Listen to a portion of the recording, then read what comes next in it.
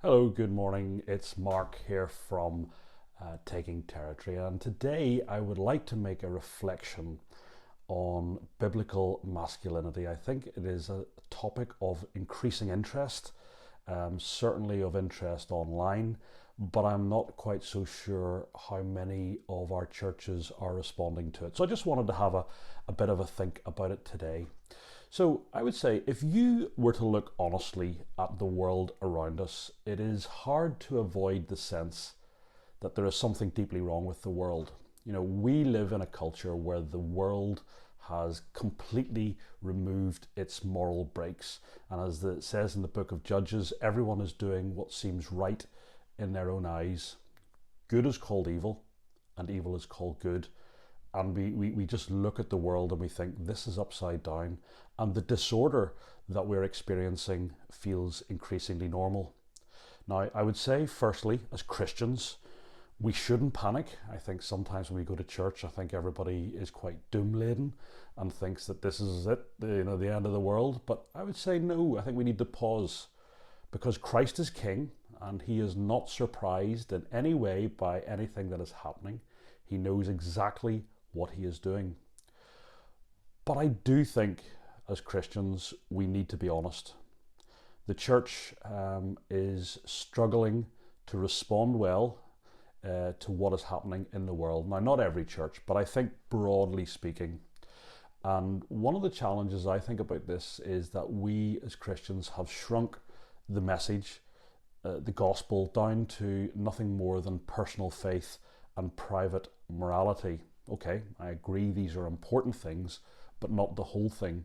So when Christianity becomes only about inner belief and behaviour management, you'll find that it will then withdraw from responsibility for the world that God has made. It takes itself out of culture, and I think that that is a big problem.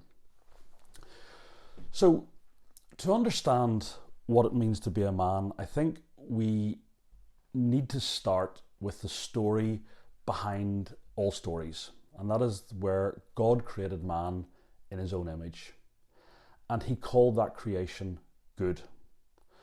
Now, if we look back in the Bible, we can see that Adam, the first man, he wasn't dropped into the garden for a quiet devotional life. He was placed there specifically to work it and to keep it. His mission was to rule, to cultivate, to protect, and to expand God's good order outward into the rest of the world. So we can see that Adam's task was vocational, it was cultural, it was material, and it was public. But as we know, spoiler alert, Adam failed. But here's the crucial point. He didn't fail because he was too aggressive. I would argue he failed because he was passive.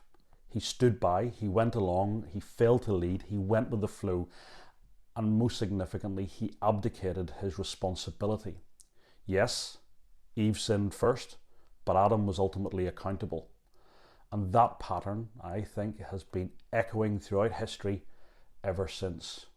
So if we come forward to the moment that we're at today, and we look at masculinity, of which the topic we're discussing at the moment, I think it has been treated with enormous suspicion.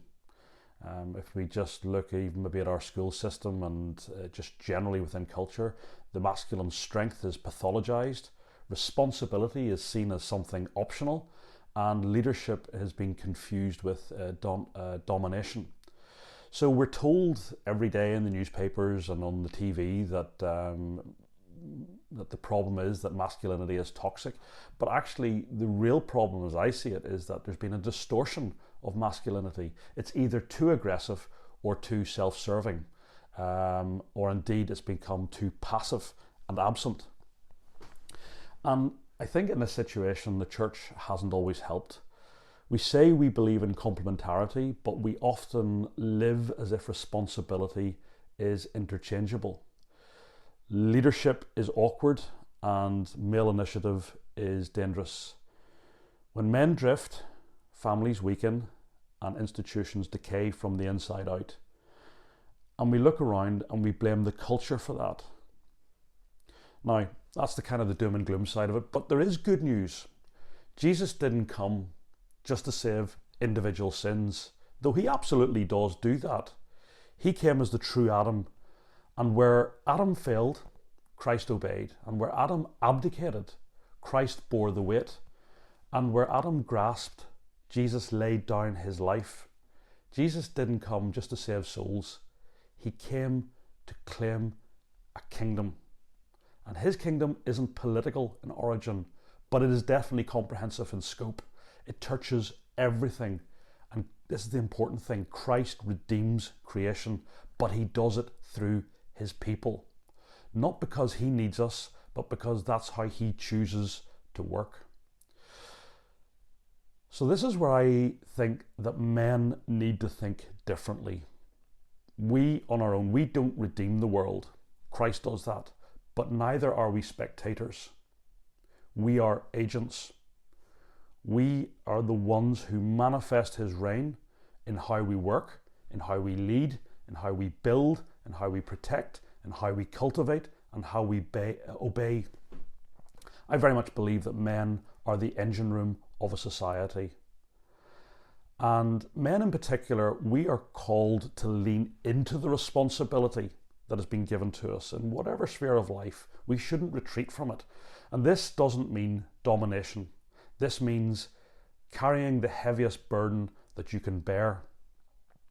A man's life is what you would say is supposed to be cruciform. That means it's shaped like a cross. It's to be sacrificial. It's to be purposeful. It's to be ordered towards the good of others. And I would argue that a man should actually leave this world in surplus. It's not to take what you can get. You should actually be contributing more than what you get out of it. The very fact that physically we have broad shoulders, I don't think is an accident. There's a calling in there. Now, if there's one sin that is eating away at Christian men today, it's not aggression. I would argue it is apathy. We have chosen comfort over calling, and we have drifted over the direction that we're heading, and we are spectating rather than being good stewards. And we have outsourced our leadership, and we blame the institutions, and then all we can do in response is to rage online in the comment sections. But if we neglect our own vineyard, that then, it's almost like Jordan Peterson would say, you've got to make your own bed first before you start trying to fix the problems of the world. So let us not neglect our own vineyard. And what I would say here is nothing in life is neutral. Everything counts. Every choice declares an allegiance. And the call on Christian men is simple, but it's not easy. Repent. Change direction. Trust Christ daily. And that trust, the trust, as Francis Schaeffer said, the trust for breakfast isn't sufficient as the trust for lunch or the trust for dinner. It is an all-day leaning in on Jesus. And then we should obey exactly where we are. Do the next right thing according to your conscience and your faith. And take responsibility where you see there is a gap and no one else is stepping in to the breach. That's where you have to stand up and take responsibility and try and impose some order on the chaos. And most of all, we need to be faithful. Not spectacular, faithful. Dutifully turn up every day, be consistent. It is better to do a little good, as it were, every day than try and do something wonderful in one day and forget the rest of your duties the rest of the time. So to close, I would say we don't need more cultural warriors, and I could say that I have been guilty of this in the past, but what I am beginning to understand is that we need rebuilt men who absolutely know who they are, and men who know who they belong to. And these are going to be the men who quietly shoulder responsibility and refuse to abdicate it. And once again, to quote Francis Schaeffer, there are no little lives and no insignificant places. There is no wasted obedience. There is, as I said, nothing is neutral. Every action counts, and every action should be for the kingdom. And what we have to say is Christ reigns. The work is his, but the calling is ours. And I would say finally, to quote a book by Non Tennant and Michael Foster, it is good to be a man. Absolutely, it is deeply good to be a man. So my final question to you today is not to get you wondering what is wrong with the world, but where have you gone soft and passive? What have you known that needs to be done but stepped back from? So this week, don't go and try and fix everything. Don't start a crusade. That'll be a bad thing. But take responsibility for maybe one neglected area that God has clearly placed in your care and he's now stirring your heart about. It could be your body, it could be your marriage, it could be your children, it could be your work and your prayer life. But as I said earlier, it's about small actions daily being faithful. You're not going to change years of neglect overnight, but it's about consistency. It's about showing up, changing your attitude and leaning in on Christ every day and trusting him and praying that he will assist you in the work that you need to do in the place that you're at. And if you have drifted, repent. And then, importantly, obey where you already know the answer.